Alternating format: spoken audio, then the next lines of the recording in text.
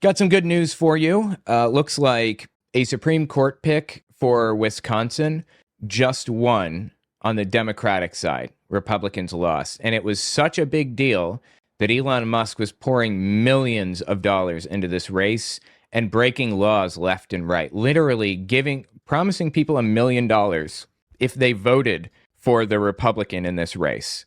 He got on Twitter and he said, I will pay people $1 million if they show up and they prove that they voted for this person. Somebody tweets, Teddy Schleifer says, Elon Musk has deleted this tweet from 1 a.m. about his upcoming talk in Wisconsin. So this was from March 28th when he sent this tweet. On Sunday night, I will give a talk in Wisconsin. Entrance is limited to those who have voted in the Supreme Court election. Right there, that's illegal. You cannot do that. I will also personally hand over 2 checks for $1 million each in appreciation for you taking the time to vote. Again, illegal. You're not allowed to do that. This is super important, he says. The law is only real if it's enforced, though, of course. He eventually changed the tweet. He edited the tweet, and it said this. On Sunday night, I will give a talk in Wisconsin. To clarify a previous post, entrance is limited to those who have signed the petition in opposition to activist judges. So he's changed it so it doesn't say you can only do this if you've voted, or you can only enter if you voted. I will also hand over checks for $1 million to 2 people to be spokesmen for the petition. So he's doing the exact same thing. He's just trying to modify it to be legal. And I find it super fascinating that he's even trying to make it legal. Again, the judge that he was endorsing lost. Despite all the money that he's putting into this, despite all of the attention and everything else, he lost. That's a fantastic sign, especially since Trump won that district by 7 points. That would be like 44 to 51. I'm not actually sure what the percentage was that he won, but this judge won the position despite all of this back channel nonsense. Literally, the shit that they complain about Soros doing, which he isn't, they are literally doing right now, paying voters to actually vote and all this other shit. By the way, the algorithm is hitting me hard right now, completely ignoring me. So I'd appreciate if you watch to the end of the video. Having increased watch time as a percentage and a raw number is what pushes the video further. Also check out my books, owenmorgan.com. All right, back to the video. Anyway, it's kind of a good sign to me that Elon Musk felt the need to edit the tweet because he fears that this may come back to bite him at some point. And he's probably absolutely correct. Donald Trump is like 97 or something. He's not going to be around forever. In my personal opinion, I think that when Democrats take over again, which I believe will happen, it will, and I don't even think it'll be that far off in the future. I think that they're going to come after Elon Musk legally, and he knows that. And so it seems like he's trying to cover his tracks as a result. So it's not overtly illegal like that. I wanted to read through this AP News article on it. Judge Susan Crawford preserved liberals' narrow majority on the Wisconsin Supreme Court Tuesday by defeating conservative Brad Schimmel, but in a way, the real loser of the election was billionaire Elon Musk. Musk and his affiliated groups sunk at least $21 million into the normally low-profile race and paid 3 individual voters $1 million each for signing a petition in an effort to goose turnout in the pivotal battleground state contest. That made the race the first major test of the political impact of Musk, whose prominence in President Donald Trump's administration has skyrocketed with his chaotic cost-cutting initiative that has slashed federal agencies. That's not a good way to frame it. With his illegal going in and shutting businesses down technique, despite the fact that he's not allowed to do that, is how it should really be described. Crawford and the Democrats who backed her made Musk the focus of their arguments for holding the seat, contending he was buying the election, which set records for the costliest judicial race in history. Wow, damn. That's interesting. I did not hear about that. The point is that, first and foremost, I think what we can derive from this is that our democracy is still intact. As in, we're still capable of voting and elections still function, but they're trying to rig the elections any way they possibly can, they being Elon Musk and Donald Trump specifically. Our election system is in place right now, and it's the way that it's structured is in such a way that the states control the way that it's all run. It's decentralized, and that's another balance of power. It's another protection for democracy. The fact that it's split up the way that it is. That worked against a lot of people. It worked against like the black community in the early days of the civil rights movement, because the states could legally prevent people from, could prevent black people from voting and stuff. Like, we have to pass a constitutional amendment or pass federal laws to prevent states from doing that kind of thing. But the fact that it's decentralized that way makes it much, much harder for people to meddle in it. Like in World War II, before World War II, 1933, and the following election, the Reichstag election in March, after Hitler had already taken control, he changed the way that voting was done, basically, to make it so that the vote was public by separating people into two lines. Basically, a line that voted for the Nazi Party and the line that voted for the other people. You should be proud to vote for the Nazis, was the whole bit.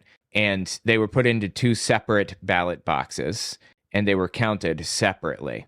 And anybody with their name on the wrong list faced retribution and reprisals, like not from the state necessarily, but from from the Proud Boys of the era. The Proud Boys would go around and make people's lives miserable, destroy people's shops. I mean, I wrote about it at length in my book on the subject, was Hitler an Atheist? It's about Jehovah's Witnesses particularly, because they refused to vote outright, and they faced serious consequences for that, serious social consequences.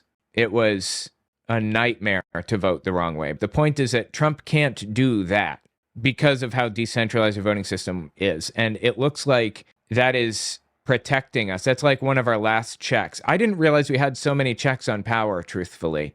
I mean, Republicans have been trying to erode it for a very long time, but now it's full force ahead. They're not just trying to erode it, they're destroying it outright, disturbingly. But they keep coming up against different checks on power, fascinatingly. And this is yet one more. The fact that states control their own elections. Anyway, the point is that like democracy is still functioning in the United States, even though there's a ton of underhanded, dirty cheating, like literally paying people to vote for your specific person that you want. Despite that fact, there's so much outrage in the country that the anti-Elon Musk candidate still won.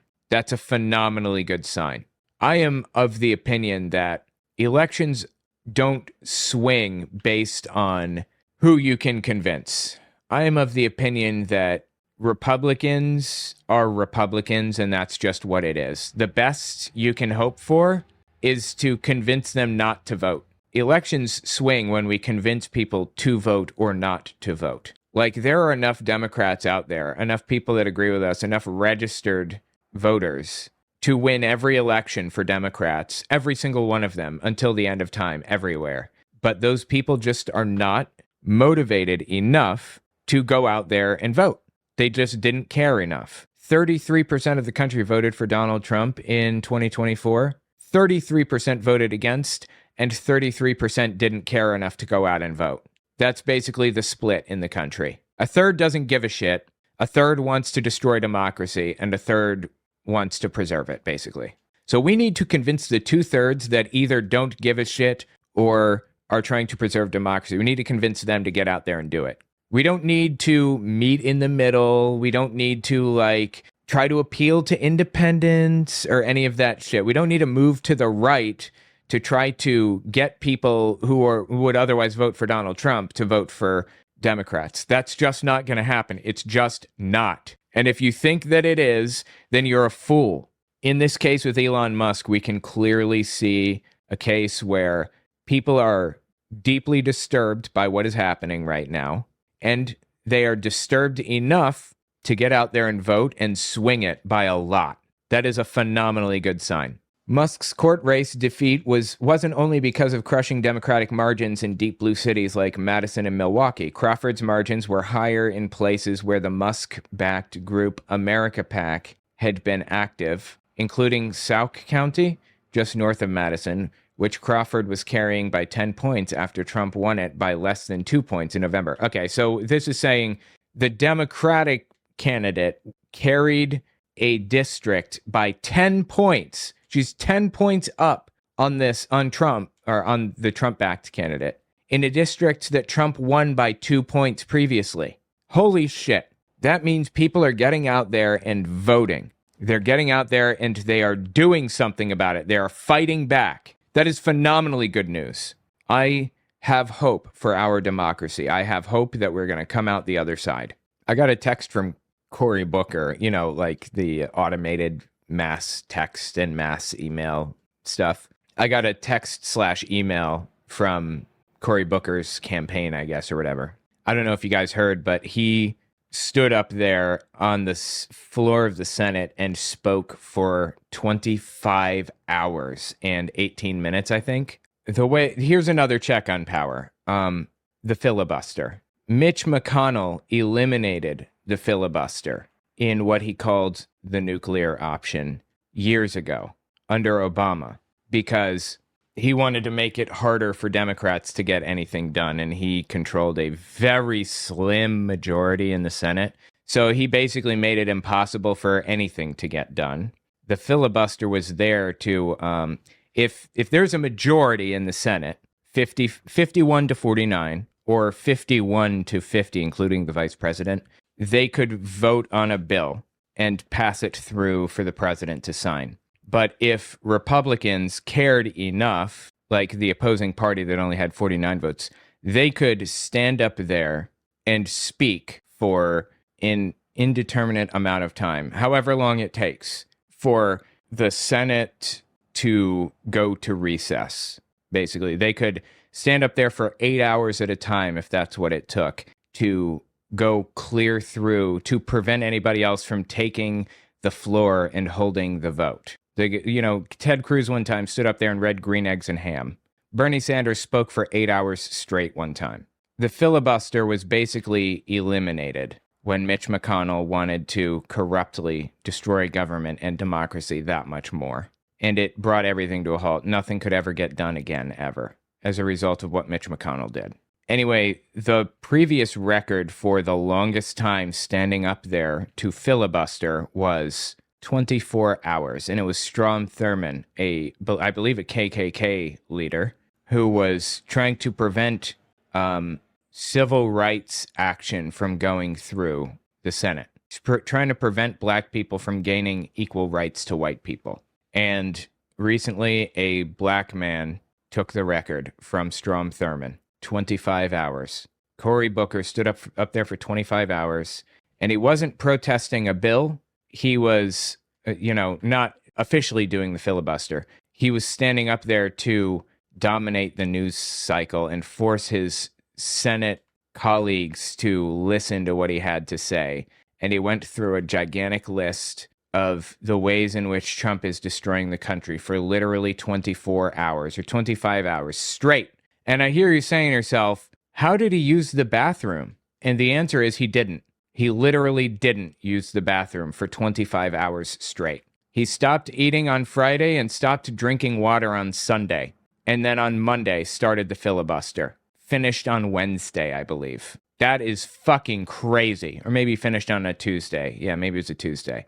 That's crazy. He asked people to take his chair so he wasn't tempted to sit. This is doing something. People keep saying, what is the Senate? What are Democrats doing? Why aren't they doing anything? And I keep saying, what can they do? I'm not sure what can be done. This is something. This is putting yourself in an amount of stress and pain for 24 straight hours that I can't even imagine. Literally didn't even sit down for 25 hours straight. Didn't eat. Nothing. Anyway, the reason that I mention this is because, Elon Musk and the Republicans and the Democrats are just God, the political situation here is a mess. However, I have only ever donated to one political campaign a single time in my entire life, and it was Bernie Sanders in 2016. And now I keep getting these emails emails and text messages from other political campaigns begging me to donate to them. And that's really disappointing to me. Like, Bernie Sanders very clearly sold my information to somebody, right? Well, I just got a text from Cory Booker. Owen, it's Cory Booker. Last night I walked off the Senate floor after speaking for more than 25 hours. I may be tired and a little hoarse, but as I said again and again, this is a moment where we cannot afford to be silent. We must speak up. I'm filled with hope. My team just told me that tens of thousands of you have voiced your support for my remarks on the Senate floor. It will be a while before I can fully get through all your messages and powerful stories, but what's clear to me tonight is this is just the beginning. Americans across the country, no matter no matter their title or party, are ready to be heard. I believe that history will show we rose to meet this moment. I think that history will show that Democrats did not rise to the occasion, and that's why we're here. But okay, I understand what you're getting at, I suppose. It will show we did not let the chaos and division go unanswered. That's true, I suppose. It will show that when Trump chose to spread lies and sow fear, we chose to come together, to work together, and to rise together. If you support our movement for justice, opportunity, and freedom, add your name to stand with me. Anyway, there you go. Congratulations to Cory Booker. It seems like that is a bit of good news. A couple of examples of good news that I can bring to you today. Tell me what you think.